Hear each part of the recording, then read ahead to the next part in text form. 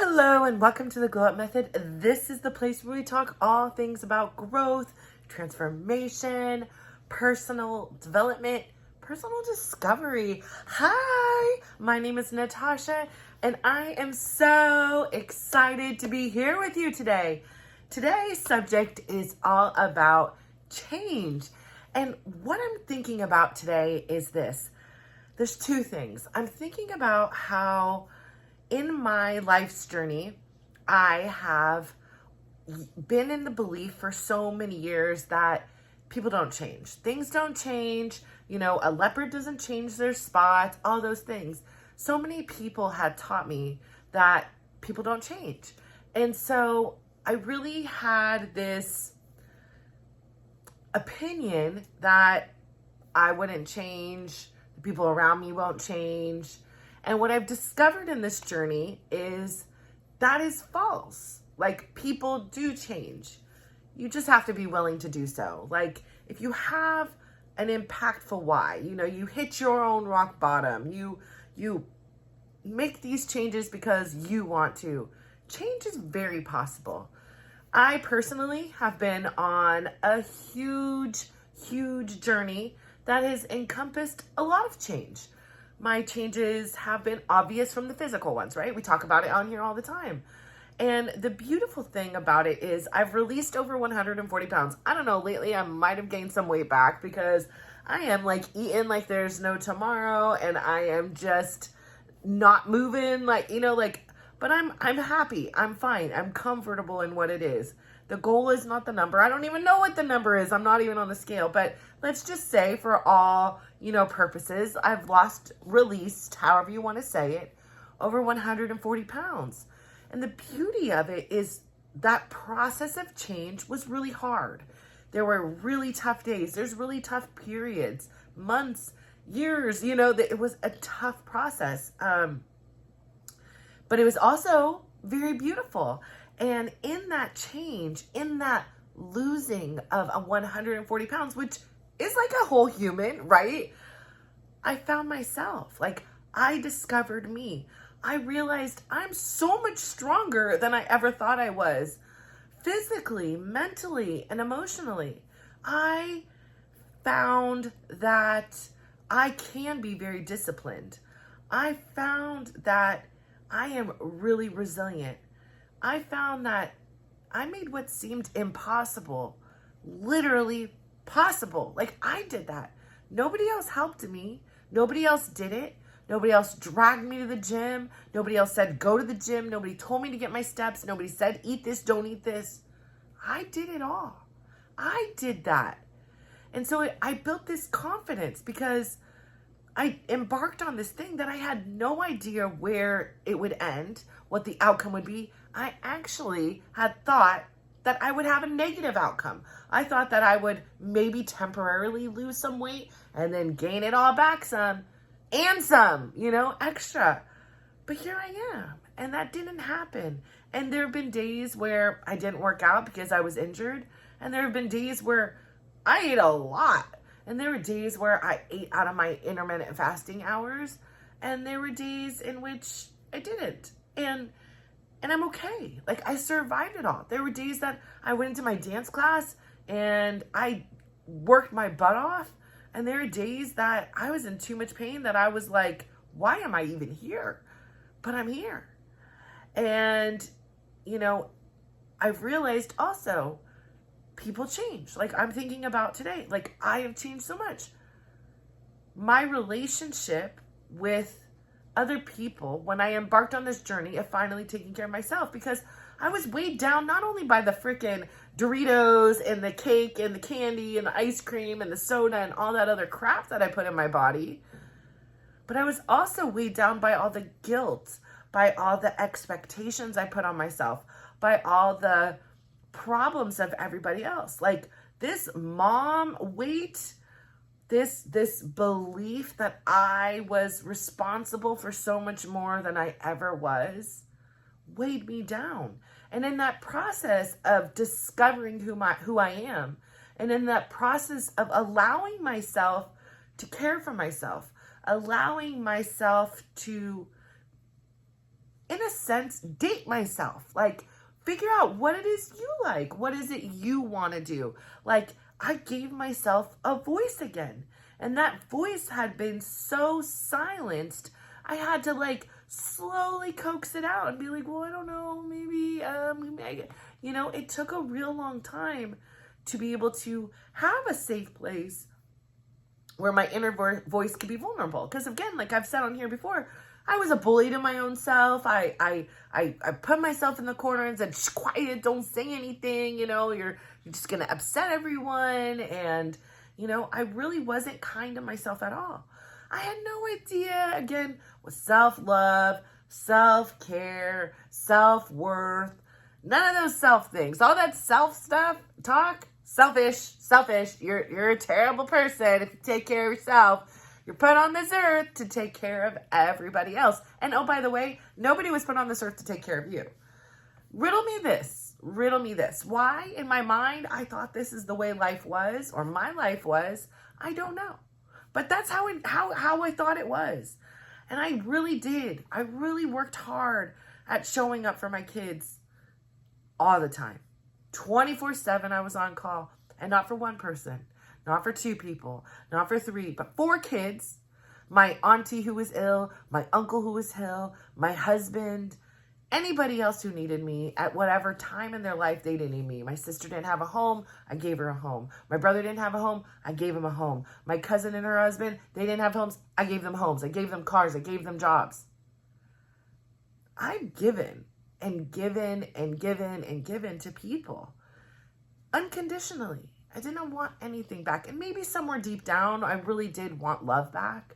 And that's what my motivation was. Maybe I wanted acceptance from them. Maybe I wanted, them to never feel what I felt. So I'm sure there's a deeper meaning in there. There's a deeper something that I did want in there.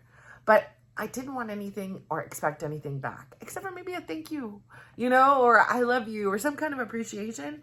Most of the time I didn't get it. It was just my role in life was to do those things. I was a superhuman in a lot of people's eyes. And if I ever deflected, and God forbid, I was ever cranky, B-wordy, snippy, short with people, because I was so exhausted. And I'm not excusing or defending my behavior. I'm not saying that that's a acceptable response. But now as I look back, yeah, I probably really was all those things. I didn't have time or patience to be like, hi, can you please do your dishes for the 60th time? I'm asking, I know, but let me just ask you, when I'm like, do your dishes, you know what you're supposed to do. Listen, you're the other parent, change a dang diaper. Like, at some point, there just becomes no more patience to just keep saying things the nice way. And there's no more time. I'm out of time. I'm rushing around 24/7 because, I'm taking care of kids, then I'm taking care of business, then I'm, trying to figure life out. And I never knew how heavy these burdens were on me. I never knew. It was just the way it existed. Like I've said on here before, default hand setting, that was just the way life was. Everybody's life is like that. People say they're stressed. I'm stressed. This is normal. This is the way it is. What you see on TV when somebody's just meditating and in peace, that's not reality. That's fake, okay? That doesn't happen. And so in this process, reconnecting with myself has been such a gift. The change was hard. The change has meant I've lost people and I've lost relationships. Again, I've talked about it here. For me, the only way I can do some things is having a complete change, like where, perhaps an alcoholic has to go cold turkey, right? They're just going to stop drinking now. And I don't know, the process. I'm thankfully never been an alcoholic or anything like that. But I go to the extreme, right? From drinking every day, let's say as an example, to no more drinking at all. Like I'm that person. I have to do that a lot of times. Maybe now that I've grown and I've changed, I could approach things differently. But really that rip the Band-Aid, let's go, is the way that my body and my mind can settle in and say, all right, this is your new normal. And I'm not saying it's always healthy, so I go from not caring for myself to caring for myself a lot. And it's really confusing for the people around me. It's confusing for me. I don't understand it myself, but I know it feels right. This is what I have to do in order to find that middle balance point, that Goldilocks, right? Like I've talked about on here many times, like this one's too hard, this is too soft, this is just right. But I have to go here first to know where here is. It's not for me, this like gradual, let's go here. In some instances with some things. And so in the process of it, the people around me, they didn't want to lose me in the way in which I showed up. They wanted something, I gave it to them, and I gave more than I had to give. And now that I see what life is like, I still am very generous. I'm still very giving, but I have a boundary because I know if I give more than I have to give, ultimately that hurts me, that hurts we as a relationship. And in some way that's going to hurt you too. And I know that sometimes that may hurt, right? I don't always get it right. One of the people I still struggle with in the moment is my daughter. And there's literally not another female on this earth that I love more than her. Like, she is my number one female. I love her the most in this entire world. And I can't get it right with her. No matter how much I practice, I think about, I want to, just sometimes we're fire and ice. And sometimes we're great. And I love when we're great. It's easy when we're great, right? Like it's easy when I see her happy. But when I don't, it's a struggle, right? And I want to fix it. And I want her to feel better. And I want her to see the way she looks through my eyes. And I can't. And so I have to be comfortable in that uncomfort. Discomfort, uncomfort, what the heck? I don't like that kind of comfort, okay? It's not comfort, it's the opposite. And then again, while I was going through my own discovery, while I was going through my own journey and my own process, my relationship with Chris changed. I'm not saying it was ever great. Like, I'm not saying that. But what had changed was so much. I didn't have the time or energy to give to him at a time that he was feeling extremely insecure. There were all these changes happening within me and in our dynamic that he didn't want, he didn't ask for, and confused him. It made him feel very insecure and unsafe, right? Like here's this environment. She did everything, and now she's trying to delegate things to me. She's trying to make me feel, stressed now because now I know the realities of our life. Her body is changing. She doesn't want to spend time with me. All of his own things were coming up. And the more they came up, the angrier and sadder and more withdrawn, the more harsh he became. And the more he became that way, the more unsupported, unloved, misunderstood, alone I felt. And so each day, we just grew further and further apart. And superficially, at a time when we were going to counseling and we were going on dates and we were doing all the things like in a textbook would seem right. But when we were there, it was like this opportunity to be like, talk about business or talk about the kids or talk about what pissed us off like 2 weeks ago and that we're still carrying on. And it just didn't move the relationship forward. It was at a time where it felt like we needed to beat everything that ever had been done to us wrong out. We needed to discuss it. We needed to have a whole epiphany and go back and forth about this is why you did it. And no, I didn't. And it was just this argument on a date. And the date nights became like a nightmare. Like I just like almost dreaded it. I'm like, oh my gosh, it's Friday night. Like I have a dance class. I would 1000% rather be in this dance class than to know I'm going to do my hair. I'm going to do my makeup. We're going to go out to a restaurant and we are going to end up in a fight in the thing. And maybe if we're lucky, we won't. Maybe we'll have some good food. And you know what? Let's just keep going to the same few restaurants because at least that's a sure thing. At least we're going to have a meal we like And I don't have the courage to even go on an adventure with you. So we grew further and further and further apart. And everything he did, like, it just seemed to validate this story in my mind. It validated that he doesn't love me. It validated that I don't love him. It validated that, you know, we're good people. We're just not good together. You know, it validated all these things. And there were moments where I was like, oh my gosh, he was nice. And I loved those. But then there was every other day. And those moments were far and few and fleeting. And maybe he was great with other people. I don't know. All I knew was my experience with me, which was a challenge.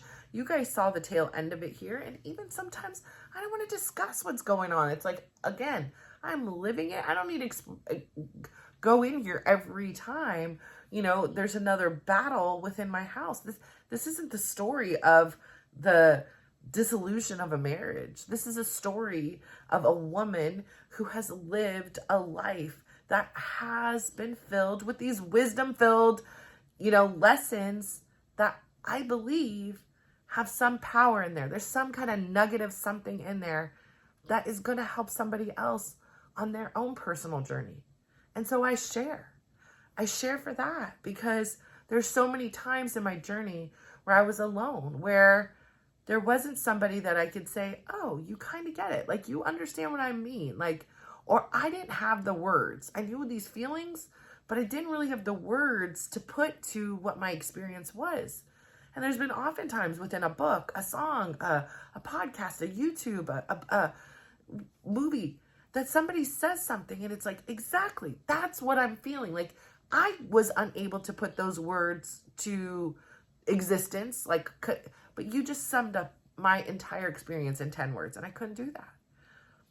And you give me hope, because in that moment, sometimes I felt hopeless, right? Like, in this journey, there's days that you just feel absolutely defeated. Like, I can't do anything right. Like, you know, I just, darn it, you know, and especially a people pleaser like me, and you have this many people in your family, and they're not all like cookie cutter, you know, splitting images of each other that like the same things. No, we are all six vastly different.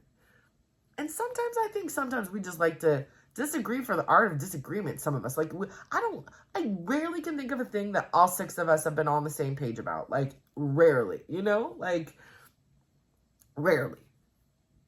Very few things. But so that makes it even more challenging. It's like, I'm going to disappoint somebody no matter what I do right now. And being the mom and the main, you know, decision maker for so many years within the marriage, it was like every day I disappointed somebody. It felt like I just felt like a constant failure, you know, because there was that one I disappointed, or those two I disappointed. And so this part of my journey, which is ever so unexpected, has been such a pleasant surprise.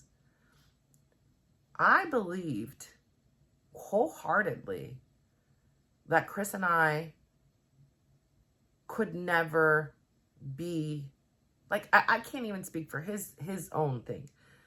I believed I could not love him anymore in that way. I did not believe or imagine there would be a time in which I yearned to be in his company, where I felt jovial, where we just laughed and I felt safe, and all the things that I need to have a healthy communication and a healthy relationship.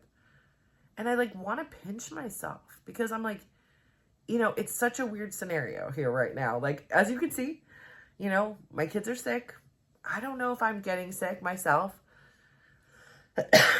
One for sure has walking pneumonia. One may have it as well. And, you know, we're in this other apartment, which is great, because in some ways it's a lot of fun, right? Like, for the first time in my adult life, I'm responsible, but I'm being a little bit irresponsible. I mean, I go home every day, check on the kids, make sure there's food. There's, it's like there's food, there's, things, do laundry, clean, do things like that. They're at school, they're working, they're doing their things. Well, I don't need to just be standing here on call. I'm 10 minutes away. And so I leave. And it's this interesting scenario, right? Like, because they're my life. And in some ways, I'm learning how to adapt to this new change where I'm also independent of them. And that is something I didn't know for sure if I was going to be able to do. And to think like, yes, I always check in, I call, I talk with them, I see them, I do all those things still. It's just a little bit different in the meantime right now because there's all these illnesses. I don't want to be saying all these things. And I really do want to spend the time with Chris. And we would be there if everybody was healthy. We, we'll come up with another plan. But having this where we're, coming home to the same house, today again, this is my third weekend in a row. I got the pleasure of going to the beach. And let me tell you, the weather at the coast has been more beautiful than it is here in inland, which is so abnormal. It was a beautiful day. We went, we had fish and chips, and we had this amazing appetizer that was so unique. I would have never ordered, but it was absolutely delicious. Had some clam chowder, walked the beach before, walked the beach after. It was just so nice to walk hand in hand along the beach and have this time together. And I was like, oh, we could just stay home. And he's like, no, tomorrow's football, so let's go out. I don't want you to be stuck in the house for 2 days. And it was just so thoughtful of him because I know he's tired. Like, I know he's worked hard and things like that. And so this consideration and this place where we can honestly communicate, I have released in that relationship a lot of those preconceived notions, right? I'm just accepting him for who he is. Like, I accept me where I am each day. And I accept me in the physical realm and in the mental, emotional, spiritual, all those things. I say, who am I today? What am I capable of doing? And it's interesting that I had to, in a sense, lose Chris as I found myself. And once I felt that confidence in myself, and I really lost Chris in a lot of ways, I was able to see him in a different way. And so I talk about that a lot here, like the perspective, right? So like, when you see something constantly, it's really hard to see it differently. It's hard to switch your glasses. And sometimes you need that distance. You need that separation. You need, a shift in your thing. Like I said, I was doing 20,000 steps a day.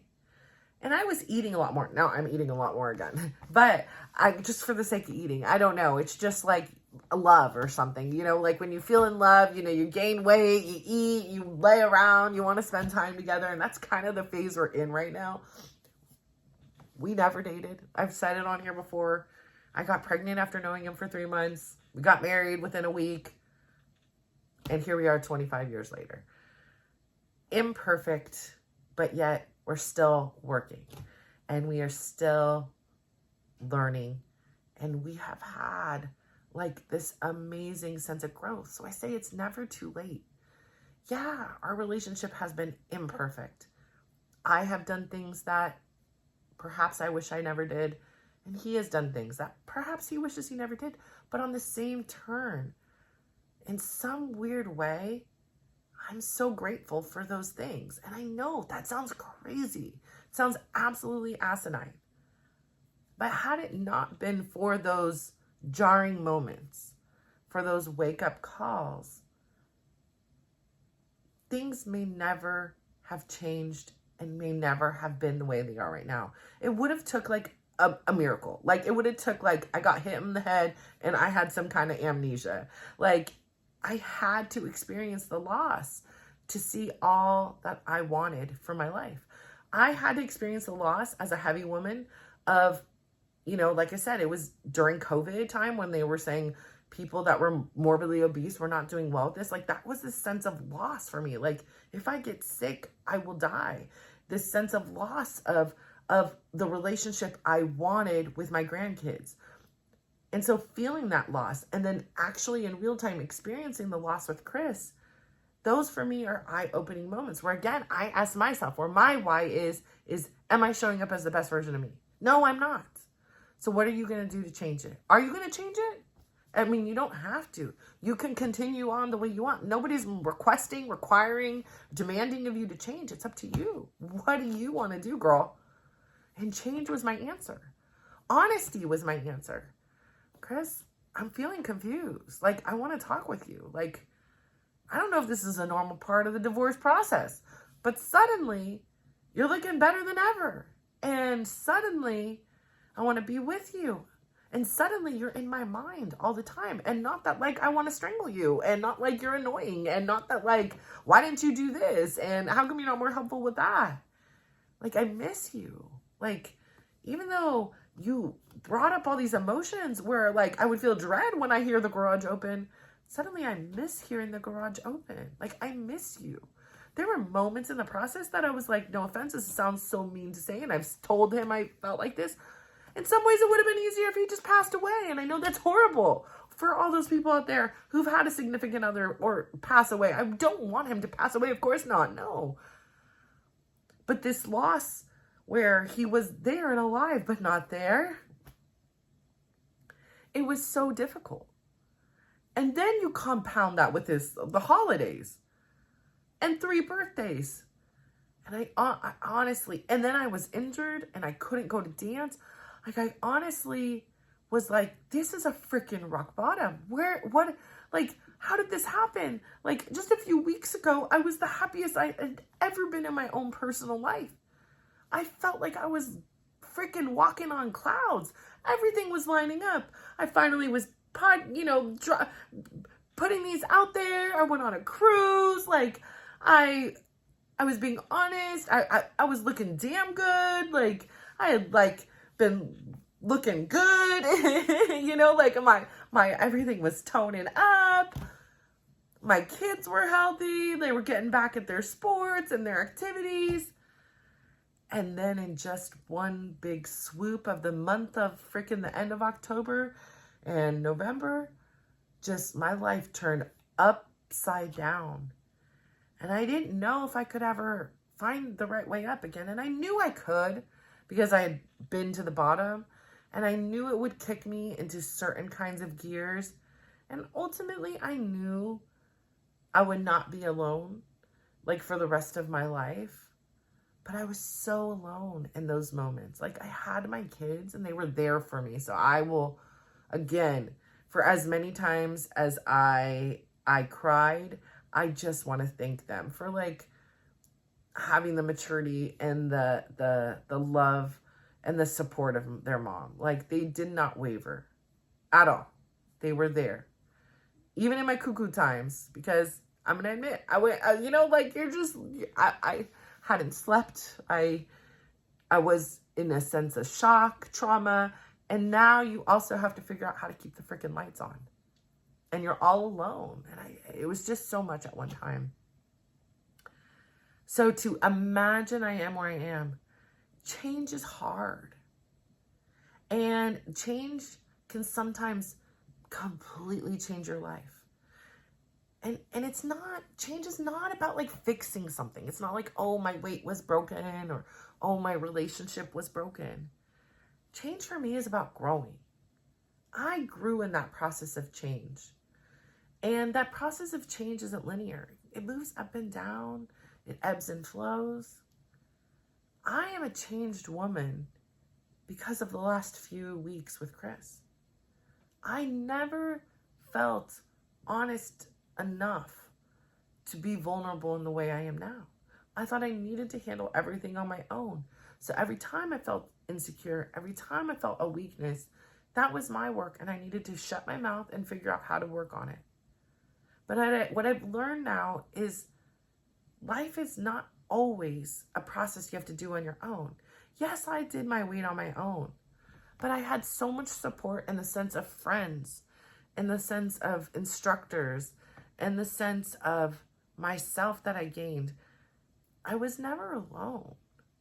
And in my relationship with Chris, I'm learning to lean on him as much as he leans on me, so that we can cultivate a healthy relationship. And it's really important to me. And I just want to say, no matter where you are in your maybe your physical journey, or in a relationship, maybe you're leaving a toxic relationship, maybe you're improving a relationship that is healthy but not healthy all the time. Like, there is so much hope, because I've come from freaking rock bottom in both of these things, and I am so grateful for the work that I've done. I can't control what other people do, but what I have noticed, the common denominator is, when I change the way I think, when I change the way I respond, when I change the way I react, the world around me changes. When I'm open and honest and vulnerable with Chris, he's open and honest and vulnerable with me. When I am open and honest and kind and forgiving and loving and of my own self, all those things come back to me. There's no guilt because I ate this, or no shame because I didn't do this. There's just love. That's where I was today. That's where I needed today. And that's okay. The goal isn't to be on the cover of Sports Illustrated freaking magazine. The goal is to be healthy. The goal is to continue to grow and be better. And that's where I'm at.